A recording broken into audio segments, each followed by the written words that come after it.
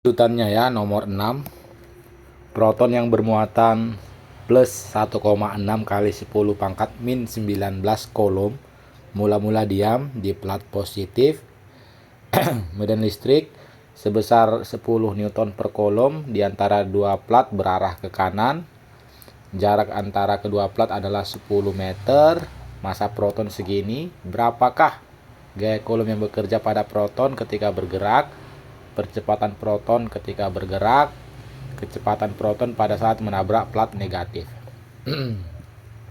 Di sini udah jelas ya, medan listriknya itu berarah ke kanan katanya.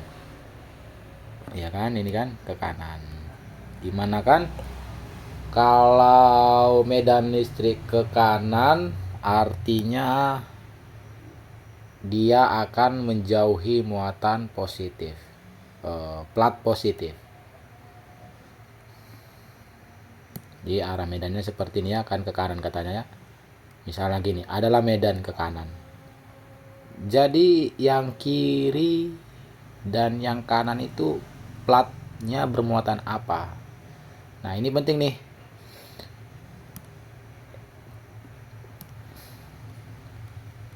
Kalau kita ingat kembali garis-garis medan listrik itu kan, kalau dari positif dia menjauhi dirinya, kalau dari negatif dia mendekati dirinya. Jadi jelas pada sebelah kiri itu plat positif. Alasannya karena medan listrik menjauhi si plat positif. Lalu sebelah kanan itu plat negatif, alasannya medan listrik itu selalu menuju plat yang bermuatan negatif. Karena kan kalau muatan negatif kan arah medan listriknya mendekati dirinya. Nah, yang kedua, kenapa bisa muatan ini bergerak? Karena ada gaya kolom. Ini kan proton ya katanya. Sehingga dia akan mengalami gaya kolom yang searah dengan medan listrik. Sehingga gaya kolomnya ke sini.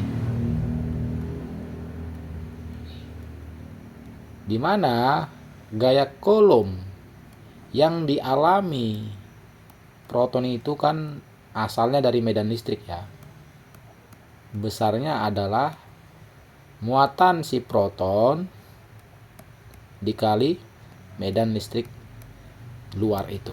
Ini ya, medan listrik karena kedua plat. Itulah kenapa dia bisa bergerak ke sisi kanan. Oke. Jadi kalau ditanya yang A ini gaya kolom yang bekerja pada proton ketika bergerak, ya udah jelas ya. Sebelum itu kita tulis dulu yang diketahui. Ini adalah muatan proton, medan listriknya, massa proton, jarak kedua muat plat. Di sini jarak kedua plat itu 10 meter. Ini dianya 10 meter. Nah, gitu. Kemudian kecepatan awalnya 0. Yang kita bisa cari ya gaya kolomnya, Q proton dikali E. 1,6 kali 10 pangkat min 19 ini, bukan min 14. Itu yang kita dapat min 19. Oke gini ya. 10 pangkat min 19 dikali 10 itu kan 10 pangkat min 18 Newton ya. Jadi kita bisa memperoleh yang B sekarang. Yang B itu adalah percepatan. Gunakan GLBB. Oh salah, hukum kedua Newton. Jadi percepatan adalah gaya kolom dibagi massa proton. Gaya kolomnya tadi min 18. Itu yang kita dapat ini ya, 10 pangkat min 18 per 10 pangkat min 27 itu sama aja dengan 10 pangkat min 18 dikali 10 pangkat 27. Nah ini 10 pangkat 9. Ini 10 pangkat 9 harusnya ya. meter per second kuadrat. Sehingga untuk mencari yang C, apa yang ditanya? Kecepatan ya. Kecepatan proton saat menabrak plat negatif. Ya, saat dia menabrak plat negatif, proton itu harus menempuh jarak 10 meter. Jadi gunakan GLBB ya untuk mencari percepatannya. Jadi S-nya itu 10 meter. Kenapa ya? Karena kan katanya tadi saat menabrak plat negatif. Di sini ada kesalahan yang A ya. Ini harusnya 9. Nah, ini harusnya sebentar, mungkin bisa dikalikan dulu pakai kalkulator.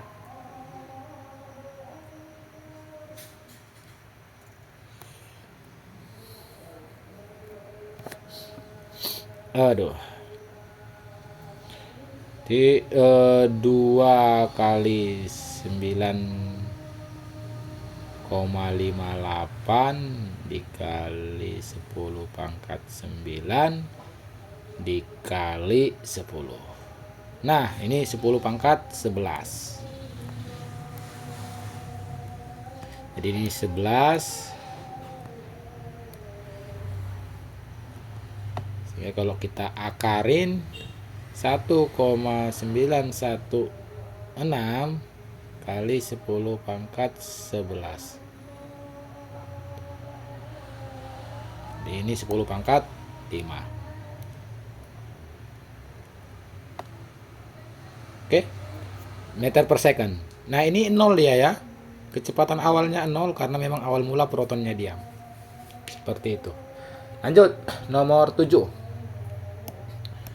Bola besi masanya 300 gram, muatannya plus 15 mikrokolom, digantung tali yang sangat ringan. Medan listrik E berarah ke kanan mendatar mengenai bola itu.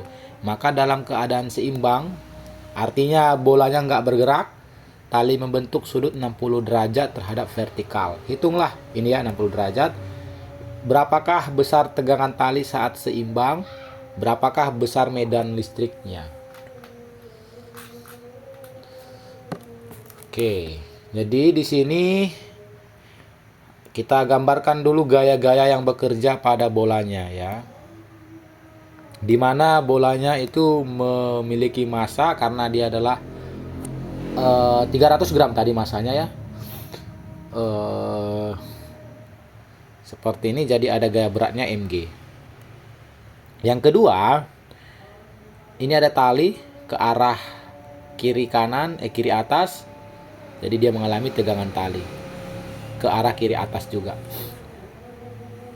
Yang ketiga, ini bisa diuraikan tegangan tali ini. Jadi dia bisa menjadi TY, bisa menjadi TX. Oke. Lalu informasi penting nih. Jika ada 2 garis vertikal dipotong oleh garis diagonal seperti ini atau garis miring, lalu misalnya ini 60 derajat, ini akan jadi 60 derajat juga. Kenapa kakak bilang seperti ini? Karena kalau kita perhatikan kedua garis vertikal itu, yang pertama ini, yang kedua ini, dan mereka dipotong oleh satu garis miring. Nah, ini 60 derajat. Ya, ini 60 derajat juga pastinya ya. Ini 60 derajat. Di antara T sama T ya. Kenapa? Karena mirip kan? Ini 2 garis vertikal dipotong oleh garis miring. Ini 60 derajat, berarti ini pasti 60 derajat. Maka dari itu ini 60 derajat nih. Seperti itu. Bisa dihapus lagi biar rapih ya kan. Yang kedua, katanya seimbang. Artinya bola ini nggak bergerak. Dia nggak bergerak. Tahu sebentar. Mungkin kayak gini lah biar rapi ya. T ini langsung aja kakak ganti dulu menjadi T cos T 60 derajat. Kenapa dia T cos 60 derajat? Karena 60 derajatnya di samping si sisi TY. Jadi TY adalah T cos 60 derajat. Lalu di sini sebaliknya TX itu udah pasti T sin 60 derajat. Jadi ini T sin 60 derajat. Seperti itu. Nah, tadi katanya bola ini berada di dalam medan listrik gitu ya kan. Jadi medan listrik mengenai bola ini. Bola ini bermuatan positif, maka dia akan mengalami gaya Coulomb yang searah dengan medan listriknya.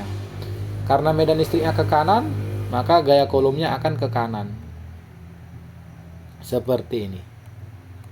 Di mana gaya Coulomb itu adalah besar muatan bola itu dikali medan listriknya. Yang ketiga, dia seimbang. Artinya apa? Bolanya diam. Artinya apa? Total gaya pada sumbu horizontal 0 dan sumbu vertikal 0. Nah, kemudian kita bisa langsung kerjakan. Tulis dulu yang diketahui. Massa bola 300 gram atau 0,3 kg. Muatannya 15 mikrocoulomb atau 15 kali 10 pangkat minus 6. Gravitasinya 10 meter per second kuadrat. Nah, jadi untuk mencari yang A, tegangan tali, ya udah amatin aja sumbu Y-nya doang. Kenapa? Karena total gaya pada sumbu Y itu 0. Artinya, gaya T cos 60 derajat akan sama dengan mg. Jadi gini ya, total gaya pada sumbu Y sama dengan 0. T cos 60 derajat akan sama dengan mg, di mana mg itu 0,3 kali 10 atau 3 ya. Jadi T dikali setengah adalah cos ya kan. Dari kenapa muncul setengah? Karena ini cos 60 derajat. Jadi T-nya ya 2 pindah ruas ke sisi kanan. Jadi 3 kali 2 dapatnya 6 Newton. Yang kedua sekarang, pertanyaan yang kedua. Berapakah besar medan listrik? Untuk mencari besar medan listrik, kita lihat di sini gaya yang mengandung medan listrik itu adalah gaya horizontal Q kali E kan, gaya Coulomb. Nah, katanya seimbang, artinya total gaya pada sumbu X-nya akan sama. Atau 0, deng. Bukan sama, deng. Maaf. Total gaya pada sumbu X yang dialami sama bola besi ini adalah 0. Jadi, sigma Fx-nya 0. Kalau sigma Fx-nya 0 kan, artinya VC dikurang T sin 60 derajat itu 0 kan. Artinya VC sama dengan T sin 60 derajat. Gitu. Jadi untuk mencari medan listrik, ya amatin sumbu X karena sumbu X itu mengandung medan listrik, informasi medan listrik. Jadi seperti itu dia, seperti ini ya. Jadi yang B, sigma Fx-nya 0 atau gaya ke kanan sama dengan gaya ke kiri. T-nya tadi 6, sin 60 derajat setengah akar 3, QE, gaya Coulomb kita ganti menjadi QE. 15 kali 10 pangkat minus 6 dikali E sama dengan, ini coret-coret, sisa 3 akar 3 ya. Jadi E sama dengan 3 akar 3 per bla bla bla. Lalu E-nya atau medan listriknya 3,46 kali 10 pangkat 5 Newton per Coulomb. Oke. Dengan begitu, habis sudah pembahasan mengenai medan listrik. Jika ada pertanyaan, langsung tanyakan di kolom komentar ya. Kolom komentar Google Classroom. Jangan malu-malu, bertanya aja nggak apa-apa. Kakak akan usahakan jawab dengan sebaiknya. Kalau perlu kakak akan berikan jawabannya itu berupa video. Oke?